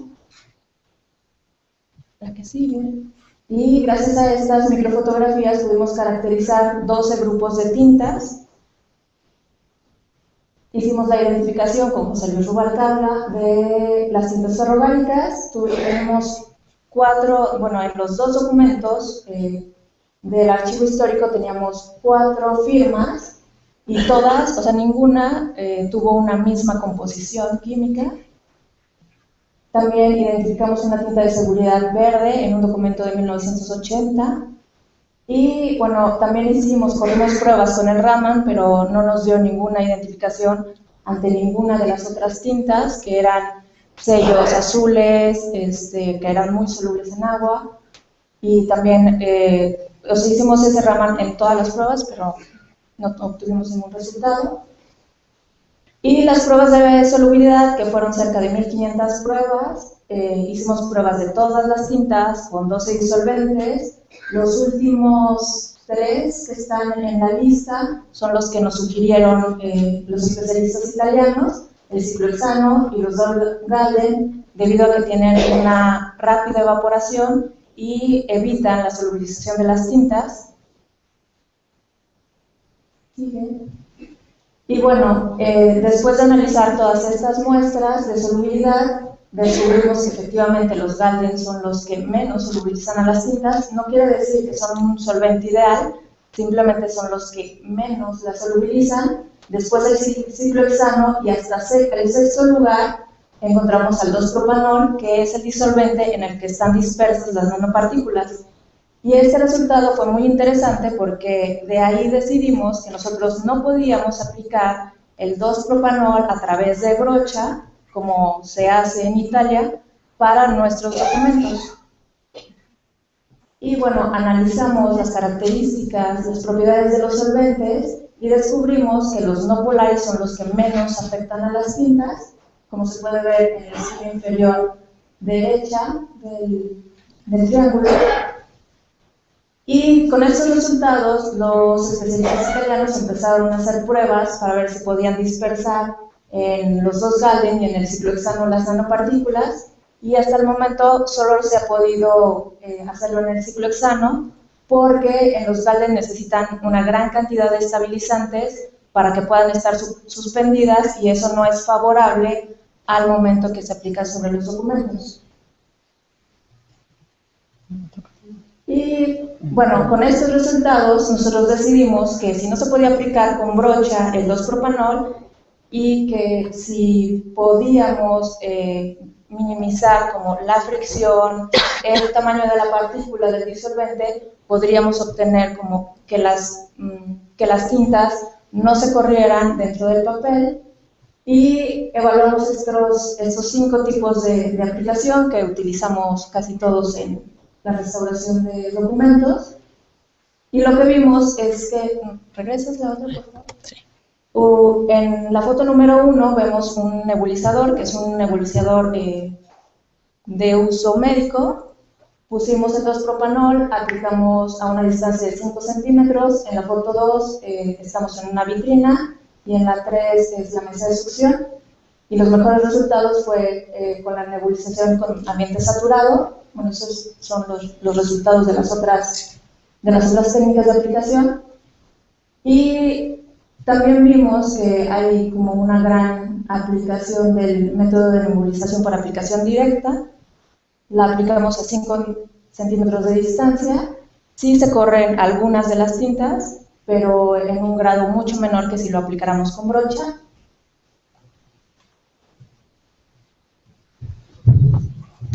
Bueno, escogimos unos documentos que se parecían lo más posible a nuestros documentos originales para realizar todas las pruebas ahí, porque queríamos hacer pruebas de resistencia mecánica en las cuales necesitas una gran cantidad de muestra y pues no teníamos tanta. Entonces, teníamos por un lado este boletín que era de 1945, está mal, y que era un papel súper oxidado como tipo periódico. Y por otro lado teníamos estas hojas membretadas, que son las mismas hojas que comentó Mónica hace rato, que no tienen un color muy amarillo, pero sí están bastante ácidas, y que este papel se usó en los años 80 para documentos del museo. Bueno, lo primero que hicimos fue medir el pH de todos los documentos antes de la aplicación. Posteriormente aplicamos con brocha por ambos lados en los dos diferentes tipos de probetas, tanto las nanopartículas de hidróxido de magnesio como las de calcio. Después los dejamos secar y los metimos a una cámara donde controlamos la humedad relativa a 60% durante 3 a 5 días. Casi todos los dejamos 5 días, ¿no? Para asegurarnos que las nanopartículas carbonataran correctamente. Y una vez pasados los 5 días, los sacábamos y volvíamos a medir el pH. En el caso del boletín tratado con nanopartículas de magnesio, en la primera... se me olvidó.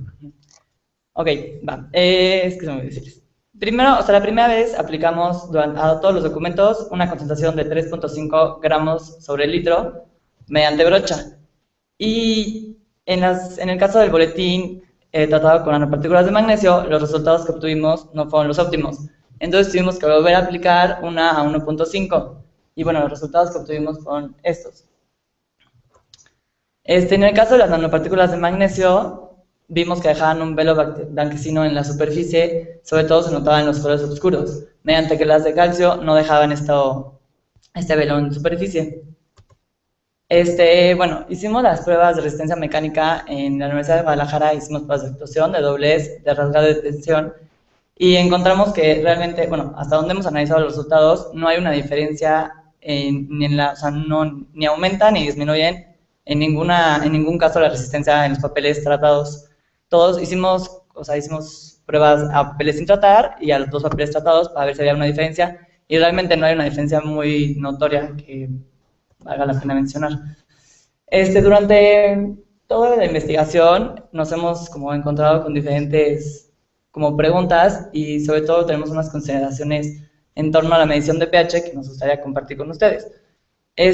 Pues pensamos que habría que considerar la posibilidad de, qué tan beneficioso o perjudicioso es medir el pH mediante contacto, porque a pesar de que es una prueba no destructiva, genera efectos visuales permanentes a corto y a largo plazo, cambia el color, hay cambios de color, hay frentes de secado y hay deformación de plano. Y aparte, pues estamos fomentando una catalización de reacciones muy localizadas. Después, otra parte del proyecto es la limpieza de adhesivos mediante microemulsiones y estamos evaluando su efectividad. Y para esto utilizamos un método que realmente está aplicado diseñado para pintura mural, el cual consiste en poner una papeta de celulosa con la microemulsión, la dejas por un tiempo determinado dependiendo de lo que necesites eliminar, después de hacer varias pruebas, la retiras, pones una papeta de agua destilada y la dejas evaporar, y ya que esté evaporado se supone que retira la capa de polímero que quieras retirar más los restos de microemulsión. Entonces nosotros hicimos la prueba con papel de celulosa, hicimos unas con papetas de kaolín y ambas no dieron excelentes resultados. Las de celulosa se dispersaba muchísimo, tanto la microemulsión como el agua, no había un control, y pues se veía, formaba un gran halo dejando los restos de adhesivo alrededor de todo el halo. Y con kaolín los resultados tampoco fueron excelentes, fueron un poco mejores pero no excelentes, y se quedaba una capa blanquecina de kaolín en superficie que era muy difícil de retirar. Hicimos también pruebas con papetas de tapulguita y los resultados son mucho mejores. La tapulguita controla mucho más que la humedad no se disperse, pero de todos modos no son, o sea, buenísimos los resultados y seguimos viendo una capa blanquecina en superficie que es mucho más sencilla de eliminar. La eliminamos con bisturí y bueno, o sea, los resultados fueron mejores, pero todavía estamos como esperando el poder aplicarlas con hidrogeles para poder ver, o sea, ahora sí hacer una buena comparación. Y bueno, como conclusiones, vimos que no existe un solvente ideal que no afecte la estabilidad de las tintas.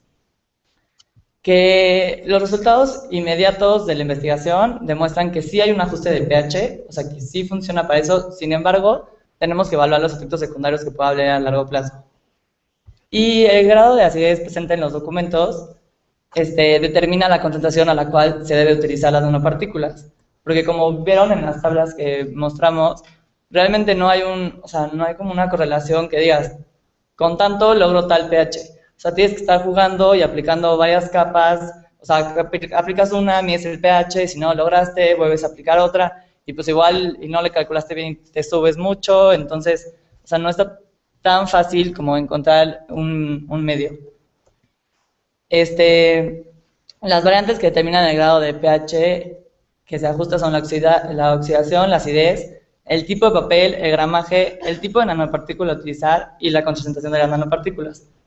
Y también afecta un poco el disolvente en la cual estén dispersas las nanopartículas. Y, bueno, lo que les mencionaba, que hay que aplicar varias capas hasta lograr como, bueno, varias pasadas hasta lograr como el pH, pues, neutro, que es lo que queremos, lo cual te lleva muchísimo tiempo porque, o sea, el proceso es muy largo, hay que dejar que las nanopartículas carbonaten, entonces no está tan rápido y sencillo como parece. Y bueno, y a corto plazo no podemos decir que hay una mejoría en las propiedades físico-mecánicas de los documentos después de ser tratados. Nuestros próximos avances son el análisis y la evaluación de las pruebas de resistencia mecánica antes y después de la aplicación, la evaluación de las nanopartículas en ciclohexano y la aplicación y evaluación de la limpieza de adhesivos con hidrogeles con microemulsiones. Y bueno, agradecemos a toda esta gente que nos ha estado apoyando, ayudando, asesorando y demás.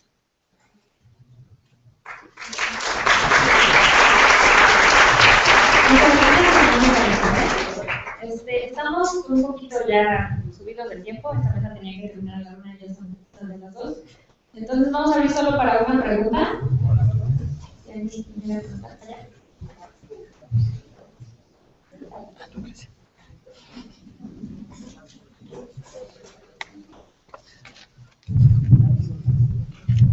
Gracias.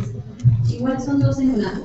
Cuando se refieren a que las muestras son de mecánica, quiere decir que se obtuvo la pulpa por procedimientos mecánicos, porque estamos hablando de un papel industrializado, hecho a máquina.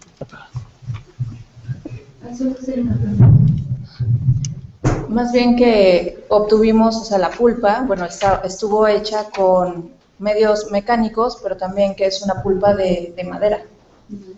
Y más bien otra que quisiera comentar es, yo tengo entendido que las propiedades físico-mecánicas de los documentos con ese deterioro por la acidez no se recuperan, o sea, no sería después de estabilizar el pH por nanopartícula o cualquier medio, no podríamos esperar que tenga más resistencia al doblez al rasgado de la tensión, más bien detenerlo, ¿no? Que es lo que habría que esperar, estabilizar. Pues, o sea, a nosotros nos habían comentado, ¿no?, que íbamos a ver un incremento, incluso una diferencia entre la resistencia de un papel tratado con nanopartículas de calcio y de magnesio, pero cuando nosotros hicimos las pruebas en el laboratorio de la Universidad de Guadalajara, o sea, vimos que no hay ninguna diferencia, o sea, ninguna, o sea, no es significativa. Sí, creo igual, hemos tenido la oportunidad de estar en contacto en el departamento de maderas y celulosa y papel, y sí, las cadenas de celulosa se rompen y no hay marcha atrás, estabilizas pH, pero no hay marcha atrás de las propiedades físico-mecánicas. Felicidades y gracias. Gracias.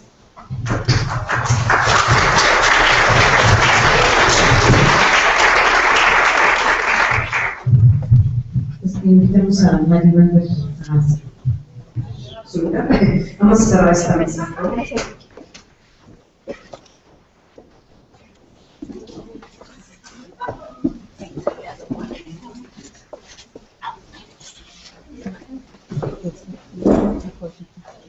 Bueno, vamos.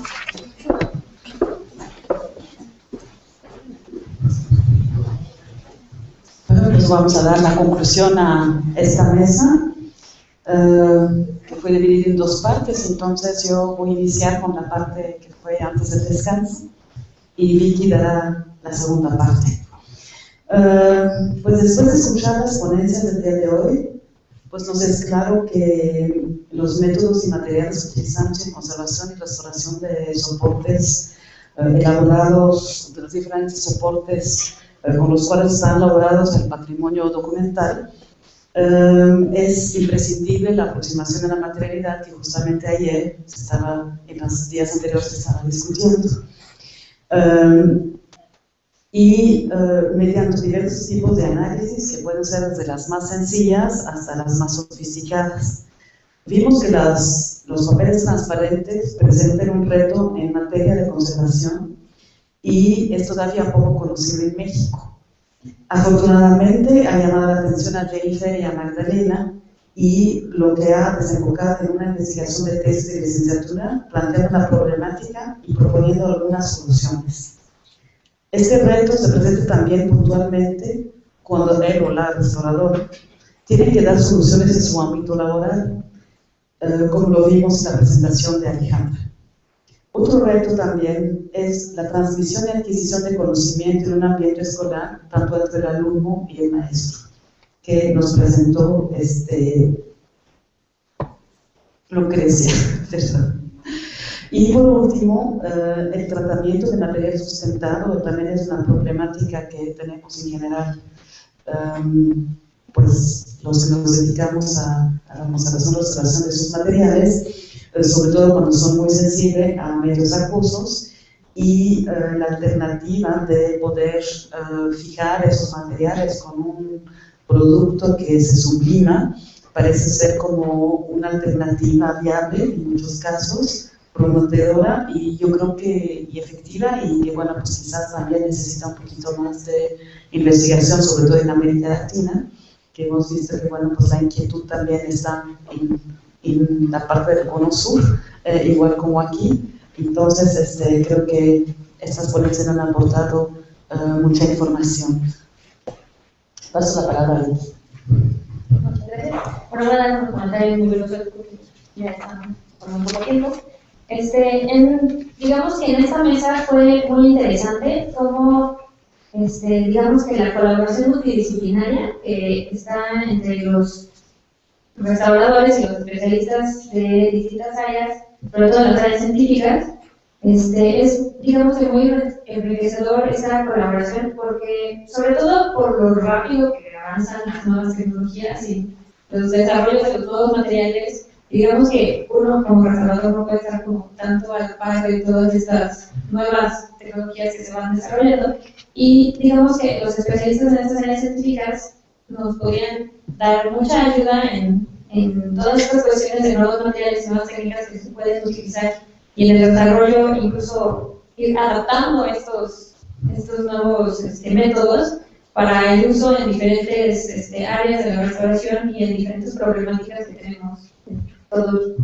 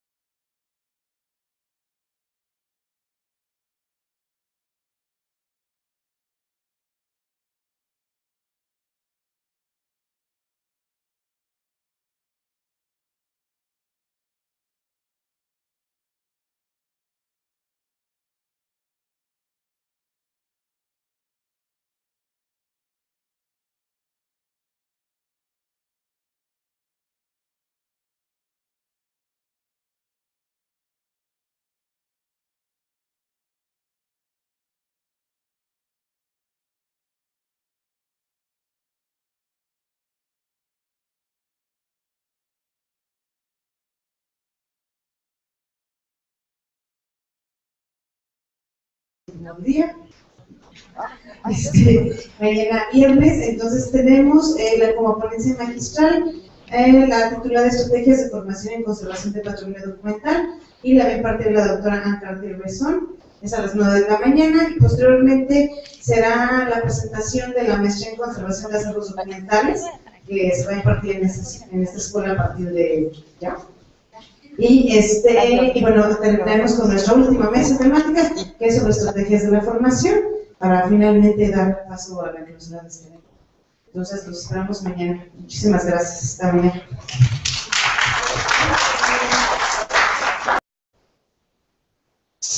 Se obtuvieron buenos resultados con esta prueba, por lo que se hizo la gelatina para todo el papel y se dejó por 3 días. Aquí podemos ver el papel al inicio con la garosa, y la garosa como ya absorbió todo bastante de las manchas, de las grasas y amarillamientos. Sin embargo, se quitó al 3er día, puesto que se generaban agentes biológicos, es decir, esto es un medio de cultivo. Simultáneamente se hizo una prueba de afinidad de manchas. Se utilizó el triángulo de Teas, se decidió utilizar 4 disolventes, fuentes de hidrógeno, isopropanol, polar, acetona, no polar, gileno, y uno que estuviera en medio de todos, acetato de etilo, para ver cuál tenía mejores resultados de afinidad a la mancha que estaba en el papel. Estos disolventes se probaron, se hicieron en gel utilizando carbopol 934 y los tensoactivos de aminas etomin C25 y C12. Al hacer estas pruebas nos dimos cuenta que el disolvente que mejor funcionaba era la acetona, después el acetato de etilo, luego el gileno, y al final el que no tenía ningún cambio o ninguna afinidad a la mancha era el isopropanol. Todos ellos se utilizó isopor rodado. Para diseñar la nueva formulación, entonces, utilizamos una tabla en donde venía todo lo que había funcionado. Se decidió utilizar otro disolvente también polar, la metiletilcetona, y la última formulación es esta que les muestro aquí. Se utilizaron 2 disolventes, metiletilcetona, que tiene fuerzas polares, agua, tensoactivo canazol NF1000, y como modificador.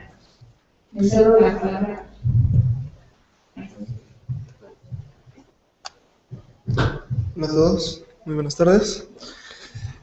Bueno, pues yo les voy a presentar esta ponencia. Se llama Carta de Amor, la metodología y materiales utilizados como la garosa. Para empezar les voy a describir la pieza, que es un documento manuscrito perteneciente al Archivo Histórico de Tepapayeca, Puebla. Es una sola hoja, hecha de papel de pulpa de trapo, elaborada a mano, y tiene en el manuscrito está hecha con tinta ferrogálica, y el contenido de esta pieza describe las palabras de amor a una mujer llamada Malena González. No hay remitente. Esta pieza está fragmentada en 4 módulos, tiene abrasión, hay pérdida del escrito, hay amarillamiento, hay grasa, también tenía tierra y polvo, así como oxidación del papel. La mancha se encuentra en un 55% del área total del papel. También hay imágenes en espejo, hay faltantes ocasionados por colópteros y posibles ataques biológicos.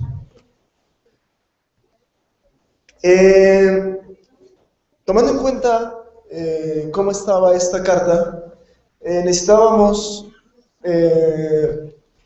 la remoción de la sustancia grasa sin abrasionar la misma. Necesitábamos una acción localizada, sin movimientos en la metodología que pudiese fragmentar más la carta, penetración del disolvente en el soporte sin generar manchas o halos, y extracción de amarillamiento por probable oxidación de la celulosa. Para empezar, se utilizó goma Stadler y se utilizó inmersión en agua, 40 grados centígrados, utilizando nonilfenol, canazol N. Victoria Casado Aguilar, de ser la moderadora. Victoria Casado es egresada de la licenciatura en Restauración de Bienes Muebles por la Escuela Nacional de Conservación, Restauración y Museografía, es decir, por esta escuela. Trabaja como restauradora en el Laboratorio de Conservación de la Biblioteca, como restauradora en el Laboratorio de Conservación de la Biblioteca Nacional de Antropología e Historia, y posteriormente como jefe responsable del mismo laboratorio. Participó en el proyecto también especial del INCRIM, de la restauración del documento Carta Sincronológica de Estudio Universal, y actualmente es profesora del Seminario Taller de Restauración de Documentos bibliográficos en papel, y participa en el cuerpo académico, investigación sobre materiales celulósicos y su restauración de esta escuela. Gracias.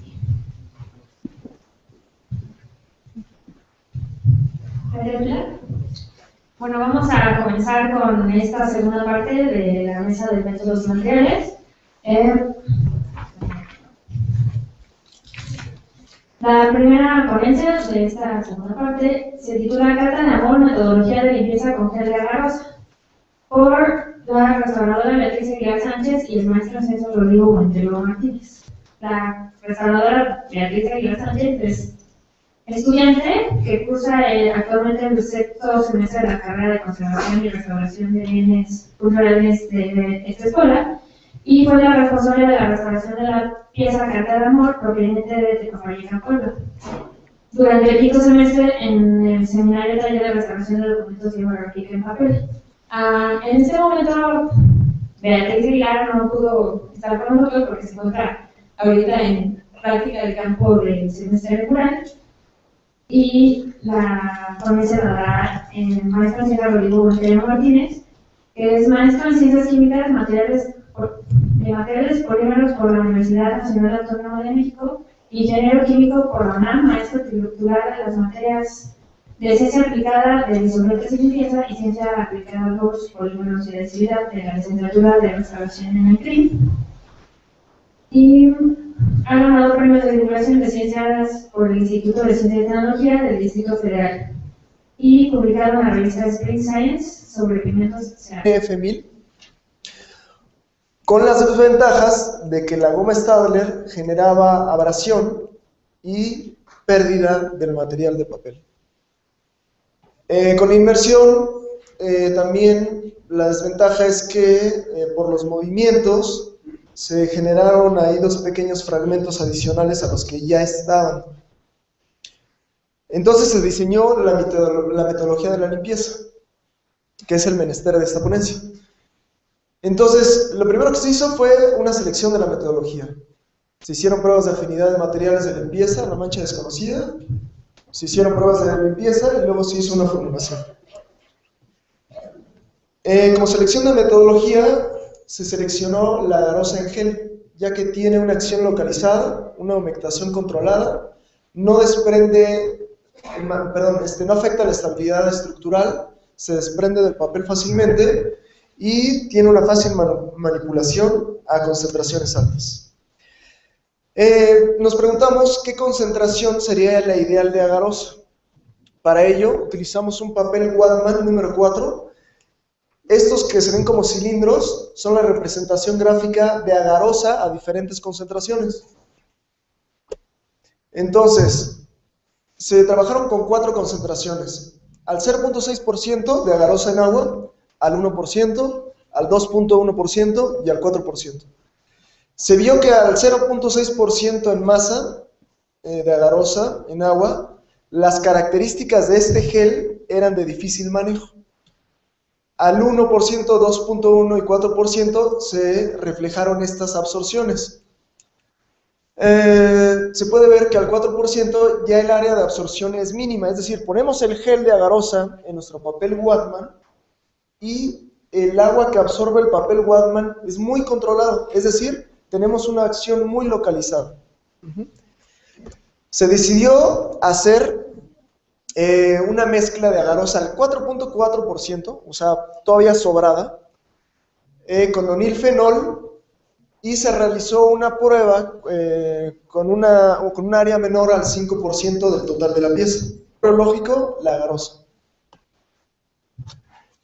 En cuanto a la formulación, es importante mencionar que se pone el agua, con agitación se va agregando el modificador reológico, y ya que está bien disperso, se aumenta la temperatura hasta 92 grados centígrados, es decir, la temperatura de ebullición del Distrito Federal, y al irse enfriando, se monitorea con un termómetro, y hay que agregar el disolvente que le vayamos a agregar antes de su temperatura de ebullición, pero arriba de la temperatura de gelificación de la garosa, que es 45 grados. En este caso, la metiletilcetona tiene una temperatura de ebullición en el DF de 71 grados centígrados, por lo que se agregó la metiletilcetona entre 45 y 71 grados centígrados para evitar el burbujeo por la evaporación del disolvente.